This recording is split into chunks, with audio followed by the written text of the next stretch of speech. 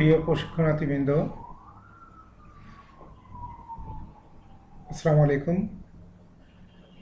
আশা করি সবাই ভালো আছেন, সুস্থ আছেন।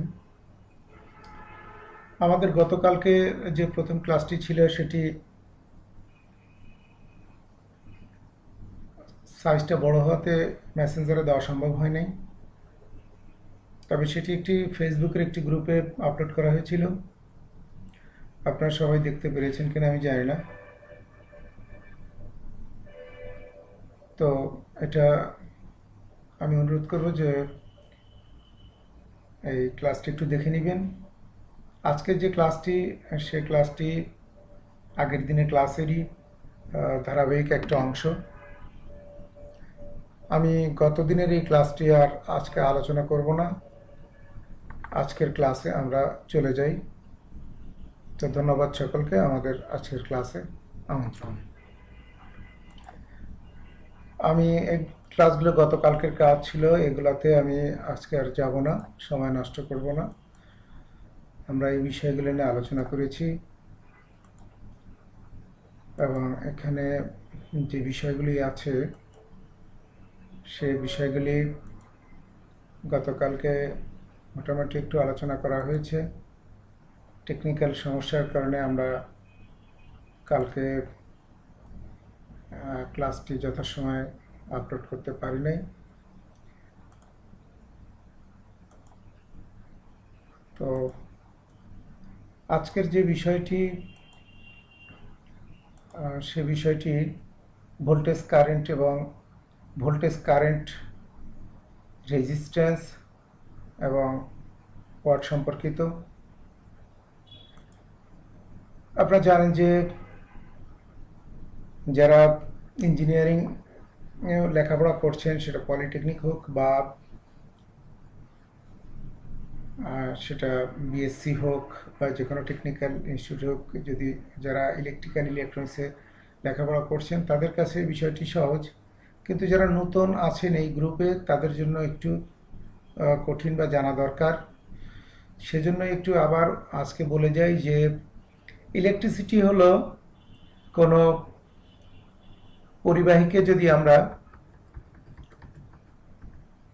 কোনো পরিবাহীকে আমরা যদি 6টি বা 7টি ফোর্স অ্যাপ্লাই করে থাকি, তখন পদার্থের ভিতর যে পরমাণু আছে সেগুলা স্থানচ্যুত হয় এবং পদার্থের এই স্থানচ্যুতি, পরমাণুর স্থানচ্যুতি বা ইলেকট্রনের স্থানচ্যুতি ঘটানোই ইলেকট্রিসিটি। অ্যাকচুয়ালি ইলেকট্রিসিটির জন্য আমরা যে তারের মাধ্যমে বা যে লাইনের মাধ্যমে ইলেকট্রিসিটি আসে, এখান থেকে কিন্তু কোনো বিদ্যুৎ উৎপাদন কেন্দ্র থেকে কোনো কিছুই কিন্তু আমাদের ঘর পর্যন্ত বা ফ্যাক্টরি পর্যন্ত আসে না। যে কাজটুকু হয়ে থাকে তা হলো যে বিদ্যুৎ উৎপাদন কেন্দ্রে শুধু জেনারেটরের মাধ্যমেই তারের ভিতরে পরমাণুর যে ইলেকট্রনগুলো আছে সেই ইলেকট্রনকে ধাক্কা দিয়ে দেওয়া হয় এবং পুরা, যদি জাতীয় গ্রিড ধরি তাহলে পুরা বাংলাদেশ ঘুরে আবার ওই জেনারেটর থেকে বারবার ঘুরতে থাকে, চক্রাকারে ঘুরতে থাকে। আমরা গতকালকে এই বিষয়টি নিয়ে আলোচনা করেছি। এখানে 6টি পদ্ধতি দেওয়া আছে, এই 6 প্রক্রিয়ায় ইলেকট্রিসিটি জেনারেট করা যায়।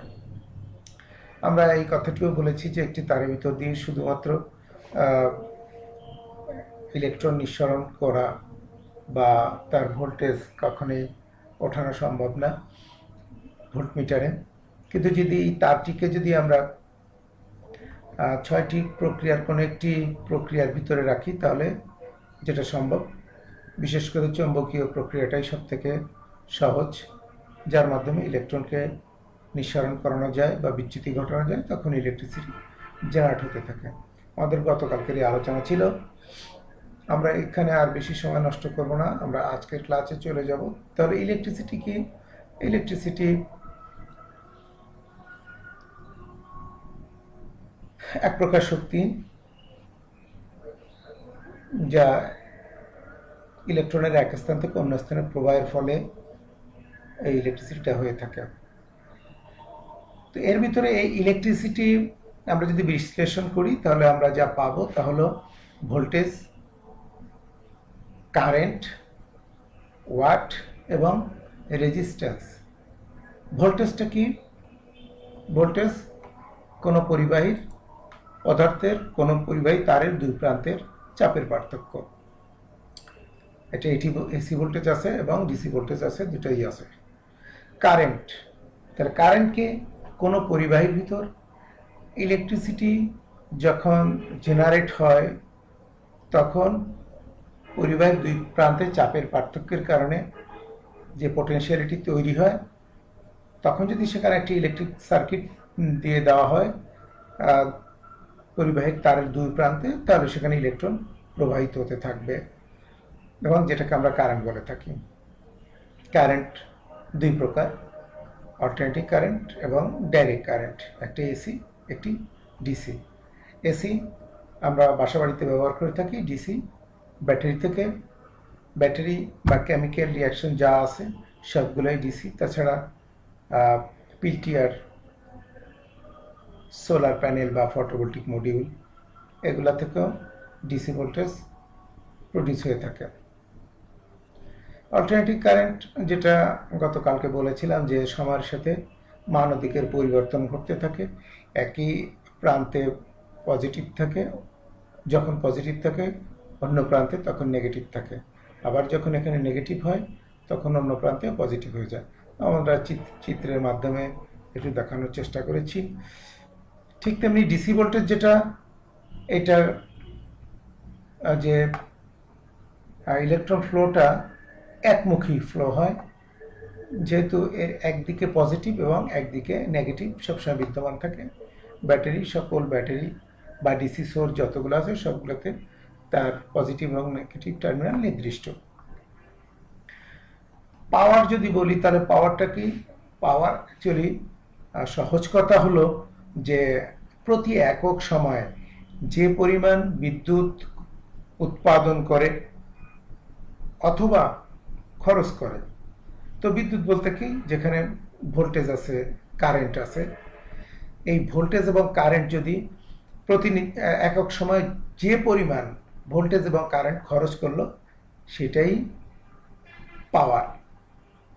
এখানে স্পষ্ট হওয়া দরকার যে উৎপাদন করে একটি জেনারেটর প্রতি একক সময়, সেটা হতে পারে যে 1 ঘন্টায় সে কী পরিমাণ ভোল্টেজ এবং কারেন্ট উৎপাদন করলো, অথবা একটি মোটর প্রতি 1 ঘন্টায় কী পরিমাণ ভোল্টেজ এবং কারেন্ট সে খরচ করলো, সেটাই দুইয়ের গুণফলই হলো পাওয়ার। তো পাওয়ারকে কি দিয়ে লেখা হয়? পি দিয়ে লেখা হয়। পাওয়ারের একক ওয়াট। এখানে আরেকটা কথা আসে যে এইচপি, হর্স পাওয়ার, এই হর্স পাওয়ারটা হলো অশ্বশক্তি। হর্স পাওয়ার 746 ওয়াট সমান 1 হর্স পাওয়ার বা 1 এইচপি, যেটা মোটরে লেখা থাকে। ওয়াটকে ডাব্লিউ দ্বারা লেখা হয়। আমরা যদি ওয়াট হিসাব করি তাহলে সায়েন্স টার্মে যদি যাই তাহলে জুল বাই সেকেন্ড কি পরিমাণ শক্তি উৎপাদন করলো। অথবা আমরা আমাদের যেটা দরকার হবে তা হলো যে ওয়াট বের করতে হলে ভোল্টেজ এবং কারেন্ট এই দুটোই আমরা সচরাচর পাবো, সেখানে ভোল্টেজ ও কারেন্ট গুণ করলে আমরা ওয়াটটা পেয়ে যাব। রেজিস্ট্যান্স, গত পরিবাহীর ভিতর কারেন্ট প্রবাহিত হওয়ার সময় ওই পরিবাহীর উপাদান দ্বারা যে বাধা সৃষ্টি হয় তাকে রেজিস্ট্যান্স বলে। গতকালকে ওইটা আলোচনা ছিল যে একটি তামার তারের ভিতর যদি কোনো তারের ভিতর দিয়ে আমরা যদি ইলেকট্রিসিটি নেই, তো ওই ইলেকট্রিসিটি পরিবহনের সময় ওই তামার তার যে পদার্থ দিয়ে তৈরি ওর ভিতরেই কিছু বাধা প্রাপ্ত হয়। ওই পদার্থের গুণ হোক বা দোষ হোক, তার দ্বারা ইলেকট্রন চলার পথে বাধা সৃষ্টি হয়। এই যে বাধাকে রেজিস্ট্যান্স বলে। আমরা যদি এরকম একটা উদাহরণ দিতে চাই যে এই একটি তার, লম্বা তার আছে, এর এক প্রান্তে যদি আমরা ইলেকট্রিক সাপ্লাই দেই, তো এই তারটা যদি 20 কিলোমিটার হয়, তাহলে এই প্রান্তে যে কিন্তু আমরা এখানে 220 ভোল্ট সাপ্লাই দিয়ে এখানে যদি একটা বাল্ব লাগিয়ে দেই, তাহলে কিন্তু আমি 220 ভোল্ট পাবো না। তার কারণ এই যে লম্বা তার, এই তার ইলেকট্রন পরিবহন করতে যে তার নিজেই এখানে তার যে রেজিস্ট্যান্স সেই রেজিস্ট্যান্সের কারণে ড্রপ হয়ে গেছে। প্রশ্ন আসতে পারে যে তাহলে ইলেকট্রিসিটি গেল কোথায়, যে শক্তি যেটা ছিল সেটা কোথায় গেল? হ্যাঁ, এই যে তারের ভিতর দিয়ে ইলেকট্রিসিটি প্রবাহিত হওয়ার সময় কিছুটা ড্রপ হয়ে গেল, এই যে ড্রপ হয়ে যাওয়ার পরে সেই শক্তিটা কোথায় গেল? হ্যাঁ, এই শক্তি কয়েকটা ভাবেই খরচ হয়ে যায়। তার একটি হলো তারের ভিতর যখন ইলেকট্রন ফ্লো হয় তখন সেখানে মাইকেল ফ্যারাডের সূত্র মতে ওখানে ম্যাগনেট তৈরি হয়, এবং আরও একটা হয় তারও হিট তৈরি হয়। তাছাড়া আরও বেশ কয়েক ধরনের লস আছে। তো আমরা প্রাথমিকভাবে দুইটা কথা বলি, যে একটি হলো চুম্বকীয় বল তৈরি হয় যে কারণে কারেন্ট খরচ হয়ে যায় চলার রাস্তায় এই তারের ভিতর থেকে, এবং তাপ উৎপাদন হয়ে যাওয়ার কারণে এখানে কিছুটা কারেন্ট খরচ হয়ে যায়। তবে এই তারের দৈর্ঘ্য যত বাড়বে খরচ তত বাড়বে, বা রোধ তত বাড়বে, লস তত বেশি হবে। রেজিস্ট্যান্সকে আর দ্বারা সূচিত করা হয়, রেজিস্ট্যান্সের একক ওহম, ওহমসকে এই ওহম চিহ্ন দ্বারা প্রকাশ করা হয়ে থাকে। ওহমসের সূত্র যারা লেখাপড়া করছেন তাদের হয়তো এটা খুব কাজে লাগবে, কিন্তু আমাদের একটা কথা বলে রাখি, আমাদের এই যে প্রশিক্ষণ কার্যক্রম, আমাদের উদ্দেশ্য হচ্ছে যে বই কিতাব নয়, আমাদের উদ্দেশ্য হলো যে আমরা যাতে প্র্যাকটিক্যালটা শিখতে পারি, বই কিতাবের আদলে আমরা যাতে প্র্যাকটিক্যালটা শিখতে পারি, প্র্যাকটিক্যাল কাজটা শিখতে পারি এবং বুঝতে পারি, আমাদের সেটাই মূলত প্রয়াস, যে আমরা যেন ইলেকট্রনিক্স কাজ শিখতে পারি, জানতে পারি। ওহমসের সূত্র আমরা কম বেশি জানি, যারা সায়েন্সের ব্যাকগ্রাউন্ড লেখাপড়া আছে আমাদের সবাই স্কুল থেকে আমরা এটা জানি। কোনো পরিবাহীর দুই প্রান্তের মধ্যে বিবাহ পার্থক্য থাকলে ওই পরিবাহীর মধ্যে দিয়ে কারেন্ট প্রবাহিত হয়। এই প্রবাহের পরিমাণ নির্ভর করে পরিবাহীর দুই প্রান্তের বিভব পার্থক্য, পরিবাহীর আকৃতি ও উপাদান এবং পরিবাহীর তাপমাত্রার উপরে। বিজ্ঞানী জর্জ সাইমন ওহমস 1826 সালে বিভব পার্থক্য, কারেন্ট এবং রোধের মধ্যে একটি সম্পর্ক নির্ণয় করেন। তার নাম অনুসারে এই সম্পর্কটি ওহমসের সূত্র নামে পরিচিত। এই সূত্রটি ব্যাপকভাবে ব্যবহৃত হয় কারণ বিদ্যুৎ প্রযুক্তিতে এটি আদি বা মূল সূত্র। এই সূত্র ছাড়া হিসাব কিতাব করাটা বেশ জটিল এবং সমস্যাও বটে। তো আমরা একটু সামনে যাই। আজকে আমাদের এই ক্লাস থাকবে ওহমসের এই সূত্রের উপরেই, আমরা কিছু ক্যালকুলেশন দেখার চেষ্টা করব। ওহমসের সূত্র আমরা যদি বলি, এখানে দুইটা সূত্র দেওয়া আছে। নির্দিষ্ট তাপমাত্রায় যদি কোনো বৈদ্যুতিক পরিবাহীর মধ্যে দিয়ে কারেন্ট প্রবাহিত হয় তবে ওই কারেন্ট পরিবাহীর দুই প্রান্তে বিভব পার্থক্য সমানুপাতিক এবং পরিবাহী রোধের ব্যস্তানুপাতিক, অর্থাৎ I = V/R যখন তাপমাত্রা স্থির থাকে। নির্দিষ্ট তাপমাত্রায় কোনো পরিবাহীর ভিতরে যে বিদ্যুৎ প্রবাহিত করা হয়।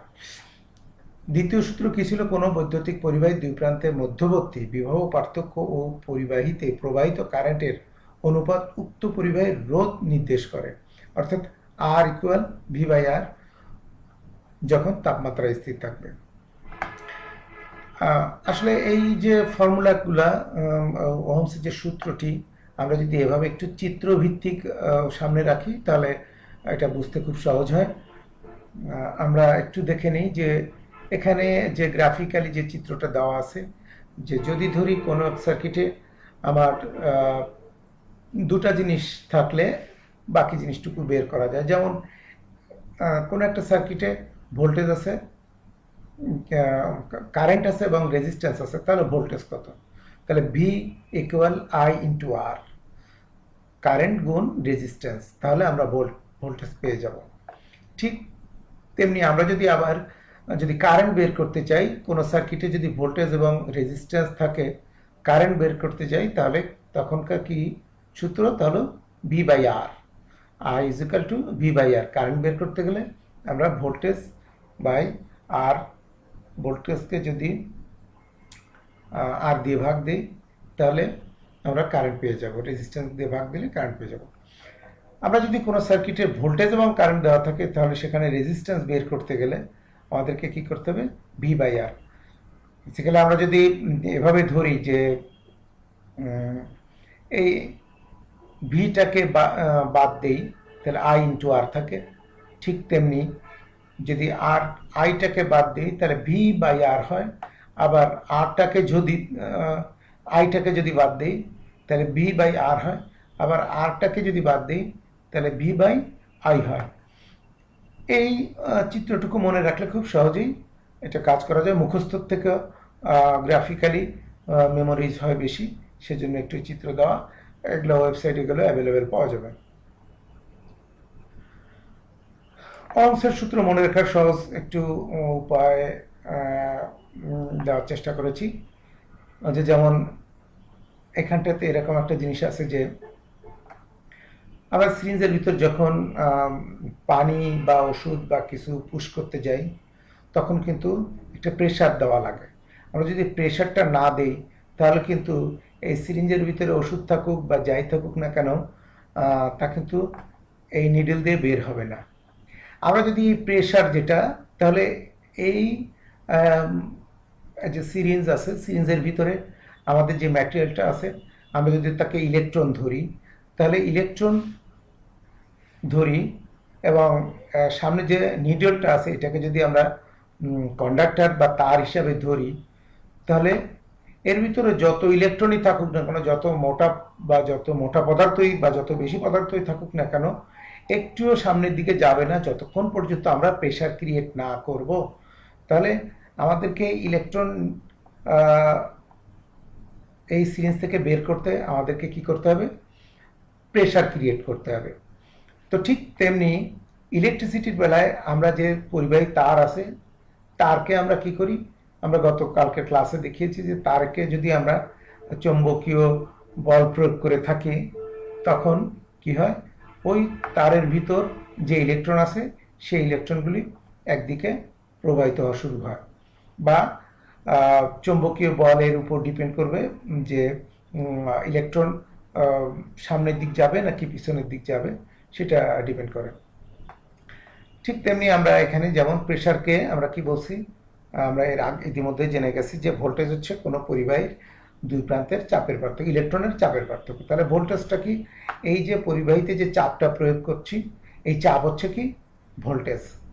দুই প্রান্তে যে প্রেশার আছে এই প্রেশারটা হলো ভোল্টেজ। এই প্রেশার যখন দিচ্ছি সেটা হলো ভোল্টেজ। ভিতরে আছে কি? পরিবাহীর ভিতরে আছে ইলেকট্রন। সেই ইলেকট্রনটাই আমরা মূলত স্থানচ্যুতি ঘটাবো। তাহলে ভিতরে যেটা আছে ইলেকট্রন, ইলেকট্রন হলো কি? এটা যখন প্রবাহিত হয় তখন এটাকে আমরা বলি কারেন্ট। আর যে তারের ভিতর দিয়ে যাবে, আমরা এইমাত্র জানলাম যে কন্ডাক্টর বা তার, এটাতে কি যে এর ভিতর পরিবাহী পদার্থ আছে যা নিজে নিজেই বাধা প্রদান করে থাকে, তো সেটাকে আমরা আর দিয়ে প্রকাশ করেছি।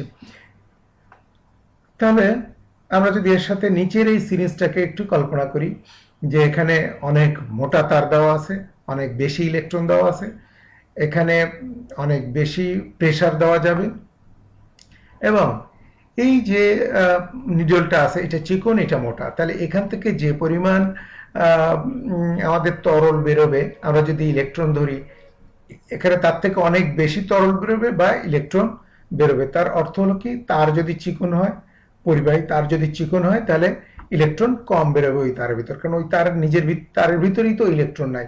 আমার স্টার্টিং এ যদি অনেক বেশি আমি ইলেকট্রন দেই, ইলেকট্রনের প্রেসার দিলাম, কিন্তু আমার তার চিকন, তাহলে কিন্তু এই তারের ভিতরে যে ইলেকট্রনটা আছে তার থেকে বেশি ইলেকট্রন পরিবহন করার ক্ষমতা কিন্তু নাই, তখন এটা পুড়ে যায়। ঠিক তেমনি এই মোটা সিরিজটা যখন আমরা ইলেকট্রন সরবরাহ করব, প্রেসার দিব, তখন মোটা নিডলটা থেকে অনেক বেশি পরিমাণ ইলেকট্রন নিঃসরণ হবে, কারণ এর ভিতরে অনেক বড় ফাঁকা আছে। যদি আমরা সিরিঞ্জ ধরি আর যদি কন্ডাক্টর ধরি তাহলে কি হলো? এটা অনেক বেশি পরিমাণ পদার্থ আছে, সেখানে অনেক বেশি পরিমাণ পরমাণু আছে, সেখানে অনেক বেশি পরিমাণ ইলেকট্রন আছে, যে কারণে তার যত মোটা হবে ইলেকট্রন তত বেশি হবে বা বেশি পরিবহন করা যাবে। আমরা একটা ওহমস-এর একটা কার্টুন এখানে দিয়ে বোঝাবার চেষ্টা করছি যে এই একটা পরিবাহী তার, এই তারের ভিতর দিয়ে কি করছে? ভোল্টেজ হলো কি? যে প্রেসার। এই প্রেসার কি পরিমাণ প্রেসার? এই প্রেসার থাকলে পরে কি হবে? এই যে কারেন্ট, এটাকে কি বলা হয়েছে? কারেন্ট। প্রেশার বেশি থাকলে কারেন্ট বেশি যাবে, প্রেশার কম থাকলে কারেন্ট কম যাবে। তবে শর্ত হলো কি, যে তারের ভিতর দিয়ে কারেন্টটা প্রবাহিত হবে, এখানে দেওয়া আছে যে পাইপের ভিতর দিয়ে কারেন্টটা প্রবাহিত হবে, এটা যদি চিকন হয় তাহলে কারেন্ট কম প্রবাহিত হবে, যদি এটা মোটা হয় তাহলে কারেন্ট বেশি প্রবাহিত হবে। এখানে যেমন রেজিস্ট্যান্স, এই রেজিস্ট্যান্স কি বলা হয়েছে যে তারের রেজিস্ট্যান্স যদি বেশি হয় তাহলে কি হবে, যে ইলেকট্রন কম যাবে। যদি রেজিস্ট্যান্স কম হয় তাহলে ইলেকট্রন বা কারেন্ট বেশি প্রবাহিত হবে। আপনাদের কোনো প্রশ্ন থাকলে গ্রুপে আমাকে দিতে পারেন, আমি তার উত্তর দেওয়ার চেষ্টা করব। ওহমসের সূত্রের এখানে পাওয়ার, ভোল্টেজ, কারেন্ট এবং রেজিস্ট্যান্স সবগুলো একটি সমীকরণ দেওয়া আছে ওহমসের সূত্র মতে। আমাদের প্রতিটা মুহূর্তে এই বিষয়গুলি লাগবে, প্রতিটা মুহূর্তে, এবং এগুলো এমনভাবে মাথার ভিতর থাকবে যে মনে করে বলবো তা না, ক্লিয়ার কনসেপ্ট থাকতে হবে, জানি এই টার্মগুলো সামনে চোখের সামনে আসার সাথে সাথেই জানি এই চেহারাগুলো মনে থাকে। যে কোনো বিশেষ করে ওহমসের সূত্রে যে ম্যাথমেটিক্স আছে, সেগুলো করতে যে জানে আমাদের এই ওহমসের সূত্রের যে সূত্রগুলো, সেগুলো যেন আবার খাতা থেকে বের করতে না হয়, আমাদের জন্য এটা মাথায় থাকে। তো এখানে যেমন এখানে ওই যে আগে একটা দেখালাম, ঠিক তেমনি ভোল্টেজ, কারেন্ট, রেজিস্ট্যান্স। এখানে যদি ভি ধরি তাহলে ভি ইকুয়াল আই আর, এখানে যদি আই ধরি তাহলে আই ইকুয়াল ভি বাই আর, এখানে যদি আর ধরি তাহলে ভি বাই আই। আমরা যদি ওয়াট, ভোল্টেজ এবং কারেন্টের সাথে সম্পর্কটা নিই তাহলে কি আসে, যদি ডাব্লিউ ধরি তাহলে ভি ইন্টু আই, যদি ভি ধরি তাহলে ডাব্লিউ বাই আই, যদি আই ধরি তাহলে ডাব্লিউ বাই ভি। আমি আরেকটু বলে নেই, এখানে ভি দিয়ে ভোল্টেজকে বোঝানো হয়েছে, ইও হতে পারে, ইলেকট্রোমোটিভ ফোর্স, ই দিয়েও প্রকাশ করা, ভি অথবা ই যে কোনো একটা দিলে চলবে। ভোল্টেজের একক ভোল্ট, একে ভি দিয়ে লেখা হয়। এখানে কারেন্ট যেটা বলা হয়েছে, কারেন্টকে আই দিয়ে লেখা হয়, কারেন্টের একক অ্যাম্পিয়ারকে এ দ্বারা লেখা হয়, ক্যাপিটাল এ দ্বারা লেখা হয়। তাহলে আমরা যদি ভোল্টেজ, কারেন্ট এবং ওয়াটের সাথে সম্পর্ক করি তাহলে কি আসবে, যে যদি ডাব্লিউ ধরি, ওয়াট ধরি কোনো একটা সার্কিটে, তাহলে ভোল্টেজ আর কারেন্ট কত গুণ করলে হয়ে যাবে। আবার যদি ভোল্টেজ বের করতে চাই ওয়াট এবং কারেন্ট থাকলে, তাহলে কি করতে হবে, ভি সমান ডাব্লিউ বাই আই। এবং যদি কারেন্ট বের করতে চাই তাহলে ডাব্লিউ বাই ভি দিলে আমাদের কারেন্টটা বের হয়ে আসবে। ঠিক তেমনি আমরা যদি ভোল্টেজ,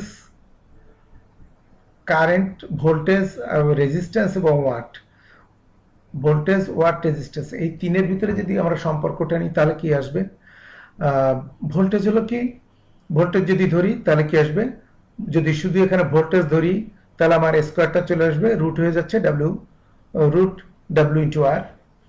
আমরা যদি শুধু ডাব্লিউ ধরি, এই ডাব্লিউটা ধরি তাহলে ভি স্কোয়ার বাই আর। আমরা যদি শুধু আর ধরি তাহলে কি হবে, ভি স্কোয়ার বাই ডাব্লিউ। এরপরে আছে আমরা যদি ওয়াট, এখানে একটু কথা মনে রাখতে হবে, আর দিয়ে রেজিস্ট্যান্স বোঝানো হয়েছে, এবং রেজিস্ট্যান্সের একক ওহমকে এই চিহ্ন দ্বারা লেখা হয়ে থাকে। ওয়াট, কারেন্ট এবং রেজিস্ট্যান্স, এই তিনটির যদি সম্পর্ক আমরা বের করি তাহলে কি আসে, যদি ওয়াট ধরি, কারেন্ট এবং রেজিস্ট্যান্স যদি থাকে, সেখানে ওয়াট বের করতে গেলে হবে আই স্কোয়ার ইন্টু আর, এই দুটো গুণ করলে হয়ে যাবে। আই স্কোয়ার আমি সবার জন্য আরেকটু বলে, আই স্কোয়ার বলে, স্কোয়ার বলতে যেটা আসবে তাহলে যে যদি এখানে ধরি আমি 5 স্কোয়ার, তাহলে 5 গুণ 5। সাধারণ যারা আছেন তাদেরকে আমি বলি, যারা সায়েন্সের ছাত্র না তাদের জন্য, যে এখানে স্কোয়ার বলতে ডাবল, যদি 5 হয়, 5 স্কোয়ার হয় তাহলে 5 ইন্টু 5, যদি 2 হয় তাহলে 2 ইন্টু 2, যদি 10 হয় তাহলে 10 ইন্টু 10, তাহলে W equal I square into আর।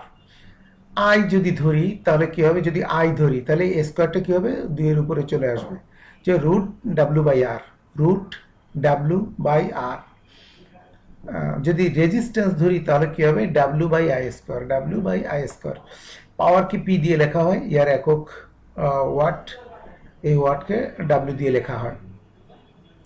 এখানে ওয়েবসাইটে এই ধরনের প্রচুর চার্ট পাওয়া যায়, এগুলো আপনারা নিয়ে নিতে পারেন, ওয়েবসাইট থেকেও নিতে পারেন, এটা প্রচুর পরিমাণে আছে।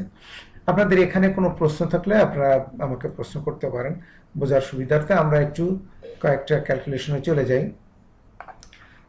ওহমসের সূত্রের অনুসরণে আমরা কয়েকটি ম্যাথ করে দেখি।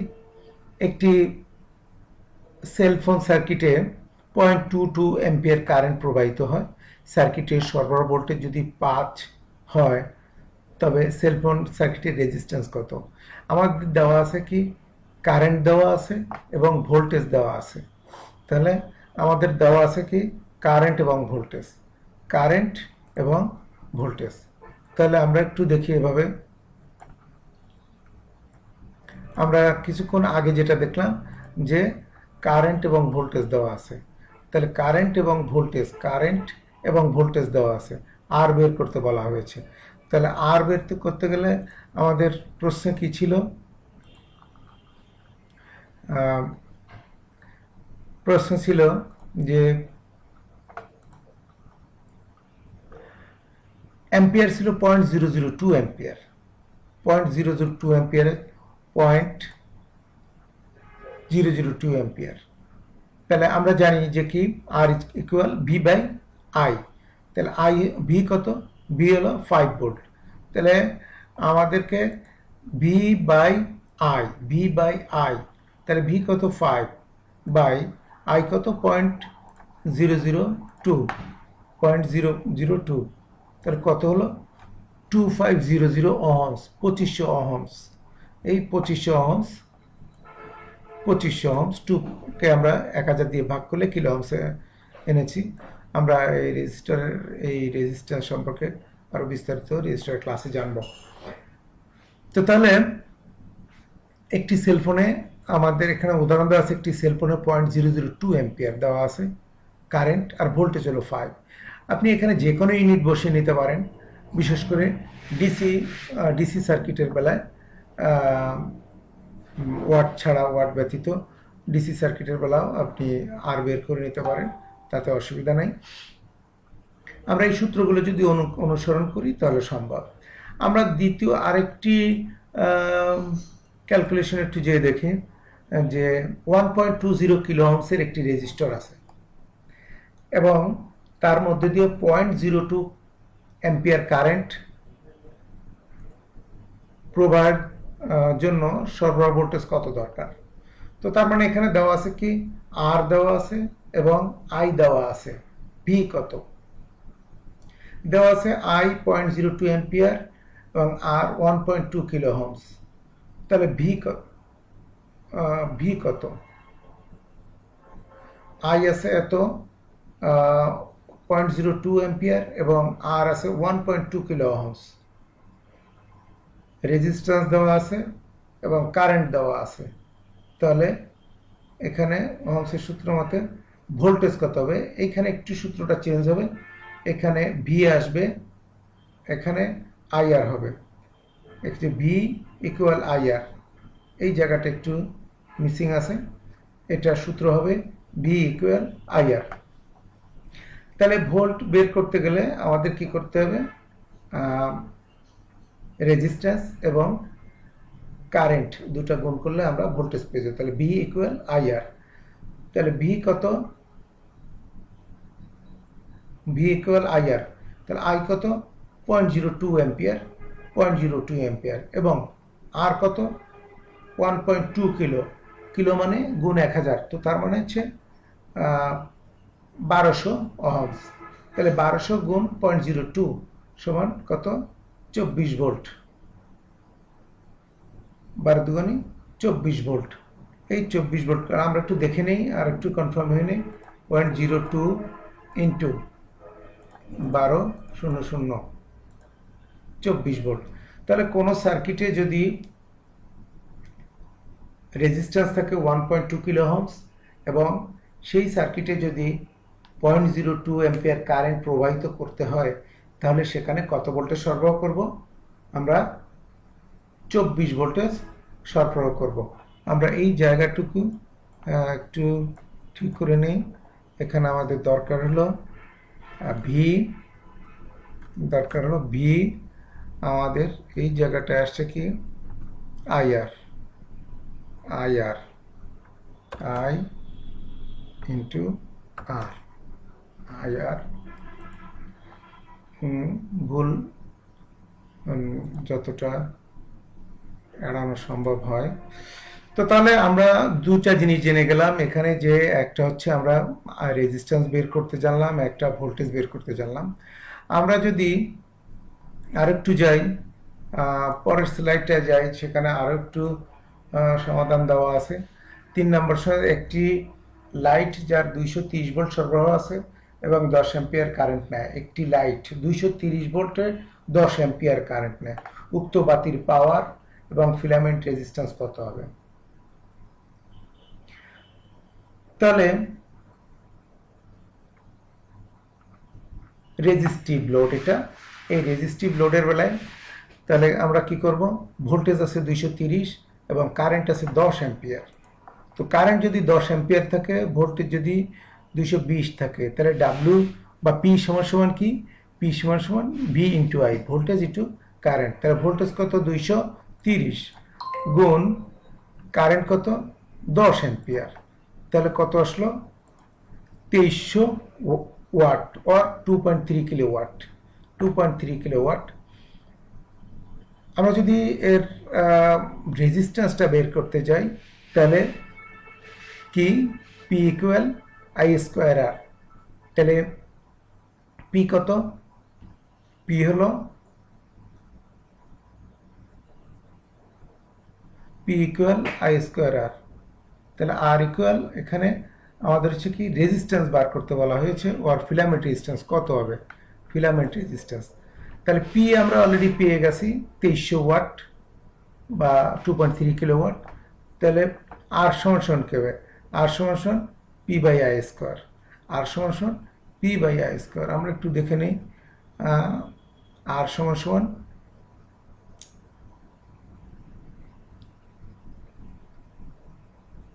আর সমান সমান পি বাই আই স্কোয়ার। তাহলে আর সমান সমান পি বাই যদি আই স্কোয়ার হয়, তো পি কত? 2300, আর কত? আই কত? 10। তাহলে 10 এর স্কোয়ার করলে 10 10 100 এবং আমরা একটু দেখে নেই। 10 10 100 স্কোয়ার মানে গুণ যা তাই, 10 10 100, 100 উপরে আছে 2300। তাহলে 2300 বাই 100 সমান কত হলো? 23 ওহমস। 23 ওহমস, 23 ওহমস রেজিস্ট্যান্স ফিলামেন্টের। 2300 ওয়াটের যে লাইটটা আছে তার ফিলামেন্ট রেজিস্ট্যান্স হবে 23 ওহমস। আমরা 4 নাম্বার ইকুয়েশনে যদি যাই, তাহলে কি হলো? একটি সোলার প্যানেলে 12 ভোল্ট ও 8 অ্যাম্পিয়ার 12 ভোল্ট সাপ্লাই দেয় এবং একই সাথে 8 অ্যাম্পিয়ার কারেন্ট সরবরাহ করে। তাহলে প্যানেলটির ওয়াট কত এবং প্যানেলটি 5 ঘন্টা সূর্যের আলোয় থাকলে ব্যাটারিতে কত অ্যাম্পিয়ার চার্জ নেবে? তাহলে ওয়াট সমান সমান আমরা জানি যে পি সমান সমান জানি যে ভি ইন্টু আই। তাহলে ভি কত? আমরা একটু যে সমাধান দেওয়া আছে, ভি 12, ভোল্টেজ 12, কারেন্ট 8 অ্যাম্পিয়ার। আমরা জানি P equal V into I, P 12 into 8 ampere, current 8 ampere, 8 বরং 96 ওয়াট। এটা একটা উত্তর। আবার কি বলা হয়েছে? যে 5 ঘন্টা সূর্যের আলোয় থাকলে ব্যাটারিতে কত অ্যাম্পিয়ার চার্জ নেবে। তাহলে অ্যাম্পিয়ার আওয়ার সমান সমান কি? কারেন্ট গুণ টাইম, সময়, তাই না? আওয়ার, কারেন্ট গুণ আওয়ার। তাহলে এখানে এই অ্যাম্পিয়ার আওয়ার সমান সমান কারেন্ট হলো কত? 8 অ্যাম্পিয়ার, সময় কত? 5 ঘন্টা। তাহলে 5 8 40 অ্যাম্পিয়ার। তাহলে যদি একটি 12 ভোল্ট সাপ্লাই দেয় একটা প্যানেল এবং তা যদি 8 অ্যাম্পিয়ার সরবরাহ করতে পারে, এবং তা যদি 5 ঘন্টা সূর্যের আলোয় থাকে এই সোলার প্যানেলটি, তাহলে টোটাল ব্যাটারিটা চার্জ নিতে পারবে 40 অ্যাম্পিয়ার। আমি সবার সুবিধার্থে একটু জিনিস রেখেছি এখানে, যে ওহমসের সূত্রের ক্যালকুলেশন করতে অ্যান্ড্রয়েড মোবাইল ফোনে অ্যাপসের সাহায্য নিতে পারেন। এবং এই যারা বিশেষ করে নন টেকনিক্যাল যারা আছেন এই গ্রুপে যদি কেউ থেকে থাকেন, তো সেই নন টেকনিক্যালে যারা আছেন তাদের জন্য এই সুবিধা দেওয়া আছে। যারা টেকনিক্যাল লাইনে আছেন তারা হয়তো এটা জানেন। তো ওহমসের সূত্রে ক্যালকুলেশন করতে, শুধু ওহমসের সূত্র না, বিভিন্ন ধরনের ক্যালকুলেশন করতে এই ইলেকট্রো ড্রয়েড অ্যাপসটা ব্যবহার করতে পারেন, অনেক সুবিধা হবে। মোবাইল ক্যালকুলেটর দরকার হয় না, এটা দিয়েই করা যায়।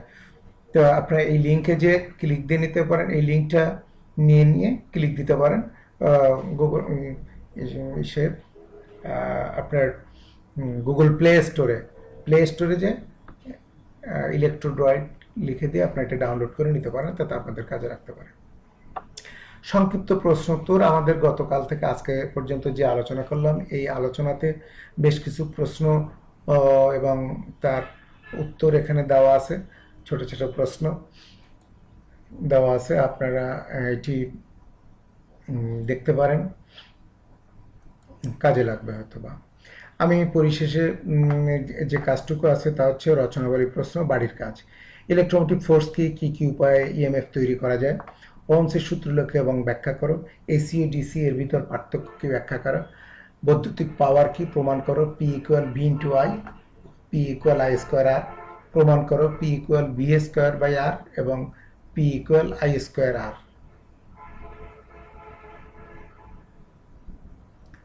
হ্যাঁ, এই একই প্রশ্ন, 4 এবং 5 প্রায় একই প্রশ্ন। 4, 5 একই প্রশ্ন। যাই হোক, মোটামুটি এখানে আমাদের 4টি প্রশ্ন দেওয়া আছে। আপনারা যারা আছেন, গ্রুপে আছেন, দেখছেন, তারা একটু চেষ্টা করবেন এই প্রশ্নের অ্যান্সারগুলো যার যার মতো করে গ্রুপে দেওয়ার জন্য। আসলে এটা দেওয়ার উদ্দেশ্য হলো যে আমরা যাতে এই ক্লাস সম্পর্কে একটু জানি, বুঝতে পারি, সেই জন্যই মোটামুটি। তো ধন্যবাদ সবাইকে, ভালো থাকবেন এবং গ্রুপে আপনারা অ্যাড হন। কোনো প্রশ্ন থাকলে আমাকে দেন, আমি 8টা থেকে 10টা পর্যন্ত 9 আপনাদের সাথে থাকবো ইনশাল্লাহ। তো সে পর্যন্ত সবাই সুস্থ থাকুন, ভালো থাকুন। করোনার সতর্ক মেনে চলুন এবং নিজে সুস্থ থাকুন, পরিবারকে সুস্থ রাখুন এবং দেশ ও জাতিকে